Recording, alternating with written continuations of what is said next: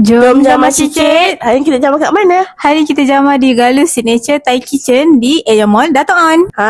Galus ni dia ada dekat entrance je. Kalau korang masuk entrance tu, dia ada sebelah kanan. Betul. Senang je nak cari dia. Ya, kita orang punya terkejut menu dia besar bapak. Betul. Interior kedai dia ni cantik, selesa, bersih, nyaman je. Sesuai lah kalau korang nak bawa family ataupun rakan-rakan makan kat sini. Betul. Yang ini antara makanan yang kami order. Ada tom yum, ada nasi ayam buttermilk, ada pad thai, ada juga dumpling, dan yang terakhir jamah ayam pandan. Wow, seronok. Lepas tu Akak Jamah review nasi ayam buttermilk. Nasi ayam buttermilk ni dia punya kuah dia pekat, cuma kuah dia sikit lah.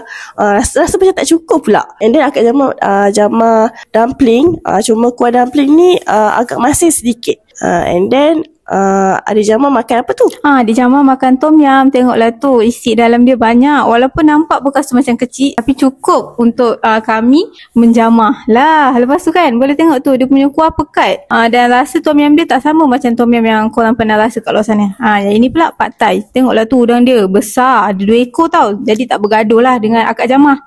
Lepas tu yang seterusnya iaitu ayam thai. Ayam thai ni yang sedap dia punya sos tau. Sebab bila cecah tu, rasa gabungan tu padu. Isi ayam dia pun lembut dan perapan dia terasa sampai ke dalam. Lepas tu Akak Jamah minum air Fruit of Eden.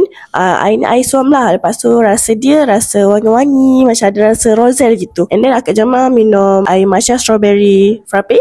Rasa dia macam kat. Lepas tu creamy dengan rasa matcha tu. Cuma rasa strawberry tu kurang sikit. Dekat luar kedai ni pun ada decoration hari raya lagi. So kalau korang yang suka oot tu, bolehlah datang. Korang jom datang kat Galus Signature Thai Kitchen ni sebab adik dah Akak Jamah approve.